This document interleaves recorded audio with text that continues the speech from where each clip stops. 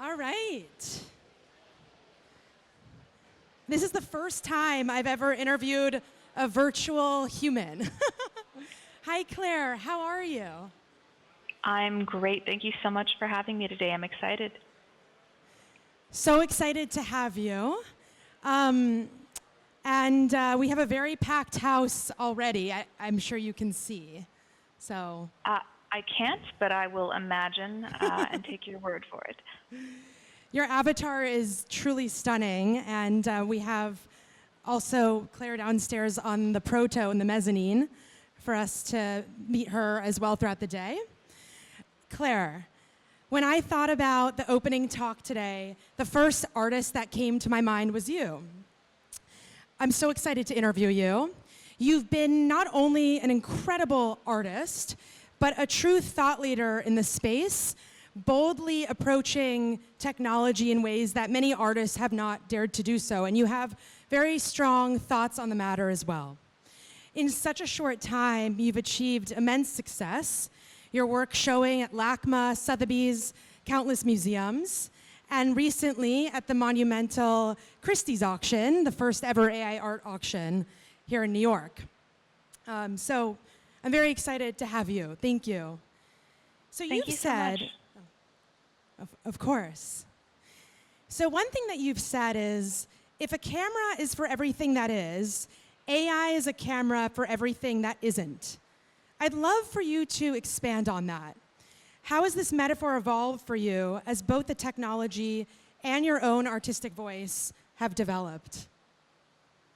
Sure. Yeah, so there's been a lot of talk, probably most of you have heard it, about AI being skillless, let's say. Too easy, anyone can do it. You just push a button. It's not really art, there's no value. It's interesting to me because a lot of these same arguments were made with the advent of photography. You just push a button. There's no skill. Anyone can do it, and it'll be the death of art. It wasn't. I think we can say safely it wasn't. What photography really did was it democratized access to a tool that allowed anyone to shape the physical in a way that let other people see through their eyes, which was an approximation of, showing the inner world, which is what every artist is trying to do, and probably every person, if you want to go with it.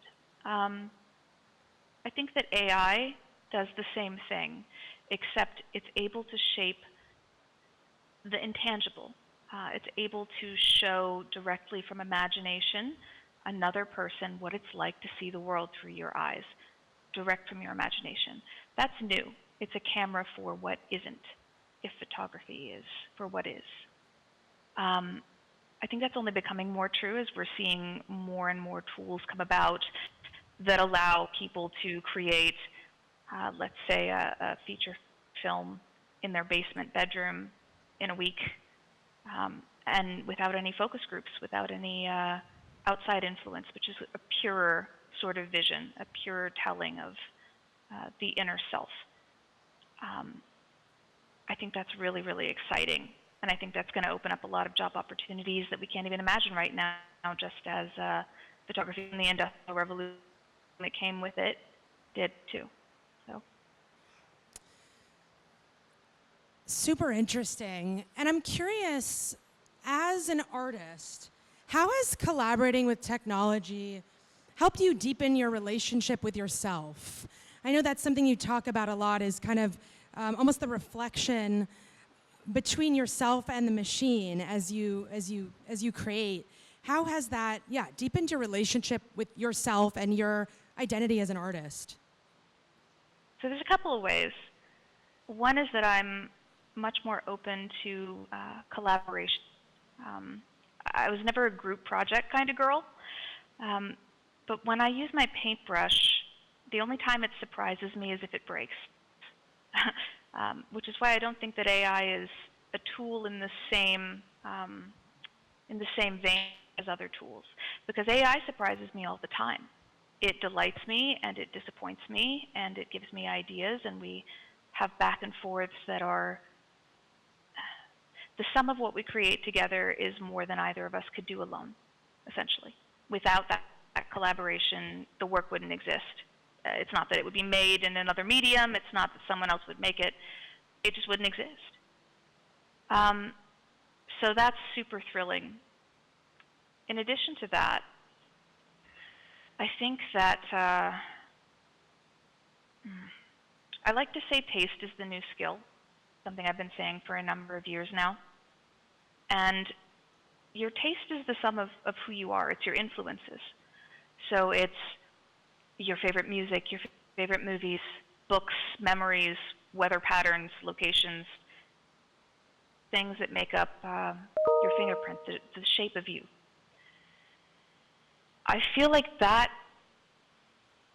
is enhanced by AI in a way that allows you to really understand your taste, which means you really understand who you are. So for example, I could make 20, 30,000 images with AI in a couple of days. I go pretty hard sometimes, probably too hard. Then I have to go through them all. I have to curate them manually. So of those 30,000 beloved children, I might pick 5 to survive. You have to kill your darlings. And you have to do it again and again and again until you find the 5 children that you pick every 3 days, every week, of those 30,000 have some things in common. They have patterns, they have motifs, they have symbolism and ideas that are the threads that kind of run through the tapestry of who you are. So in doing that, you learn yourself. You don't just develop your aesthetic or develop your work. You learn who you are, and you teach AI about you at the same time. It's sort of like a collaborator and a best friend that never gets sick of talking to you and is always interested in what you're interested in. So it's a pretty heady mix for someone that's trying to find themselves or what they want to say. Fascinating. It's really interesting. There's been a lot of talk about ownership and copyright, and obviously the concern around the creator's original work, especially with this OpenAI Ghibli controversy that happened very recently. And the petition around the Christie's auction that also happened very recently. I'm very curious what your perspective is on this topic of ownership, copyright, and IP, given the introduction of these new creative tools and AI. So on the one hand, I'm someone that always champions for artists.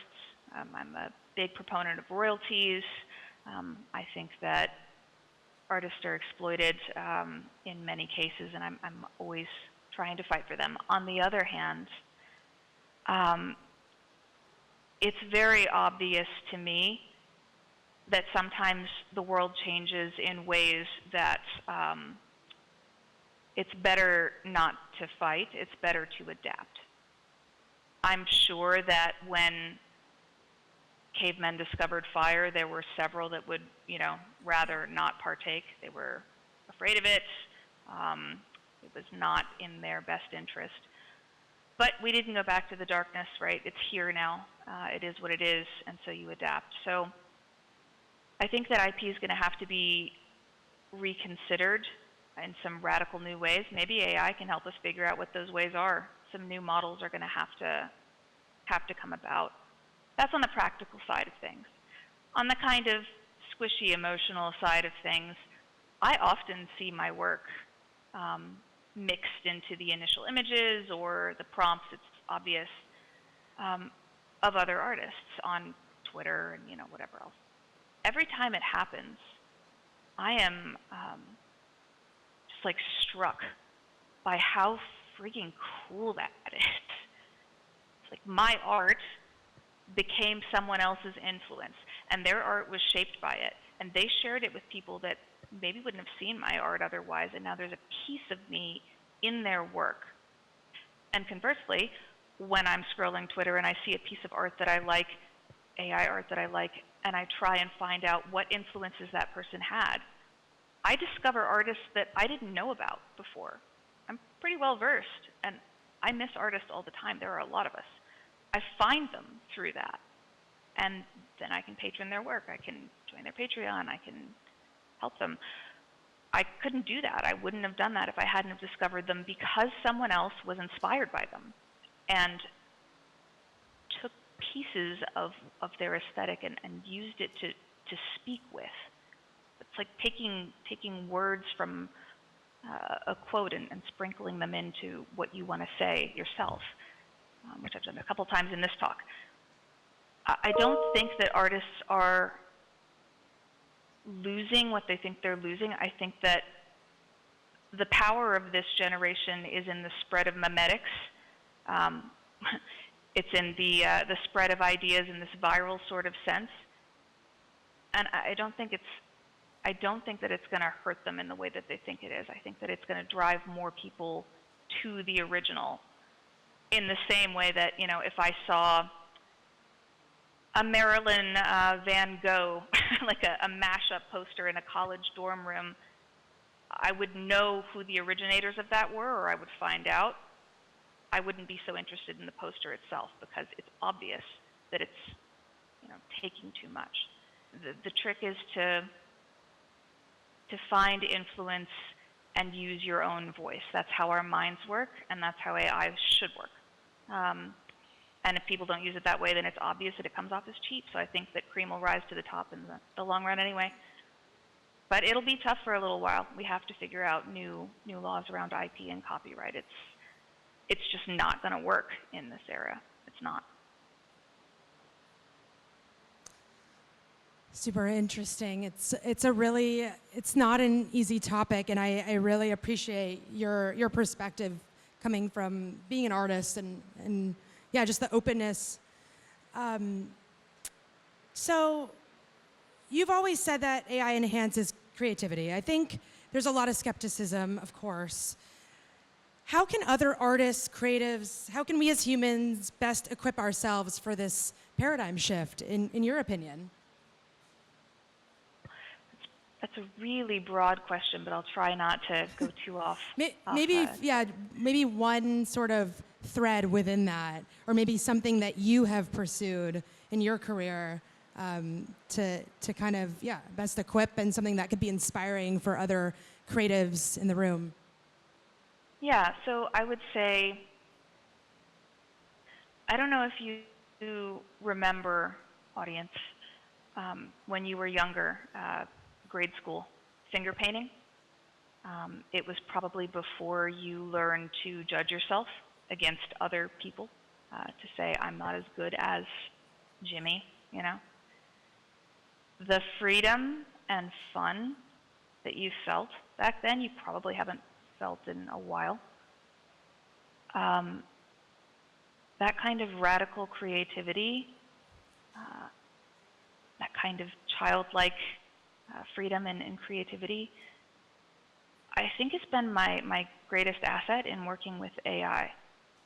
And it would probably be yours too. It enables you to ask radical questions that most people don't think of asking.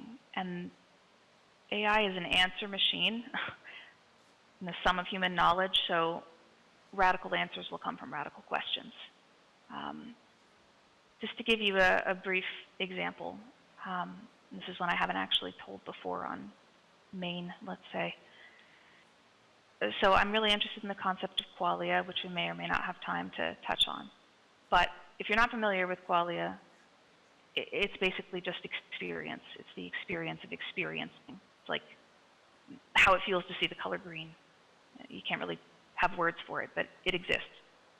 I asked AI if it experienced qualia. It said, no, I don't experience anything. I'm a large language model. Most people would stop there, right? But because of that radical kind of creativity in asking questions, that curiosity, I asked it, do you perhaps experience forms of qualia that we don't, that we wouldn't recognize if we saw them? AI-specific qualia. And it said, sure, here's a list of 10. And they were wild. They were amazing. So then I asked it to assign the closest approximation of a human emotion to each of those and to give me its reasoning. And it did. Okay, now assign a color in a hexadecimal code to each of those and give me your reasoning. And it did. Translate those into their light wave frequencies. And now translate that into sound frequencies, the equivalent. And it did. Great, take all of that and create a piece of art for me, which is not unsupervised, but it's flirting with it. It's not telling it directly what to make. And it did. It was like chalcedonic plates, like cymatics. Took the sound frequencies and the color frequencies, and it gave me this huge explanation. And it ended up making like a shader toy, like a P5JS processing, beautiful, crazy geometric piece. Not by itself, but not really with me in the same way either. All of that came from me just saying, okay, I'm going to ask further beyond it saying no. So I would say just be radically open and playful and creative and kind of keep going, and you'll get further than most people do.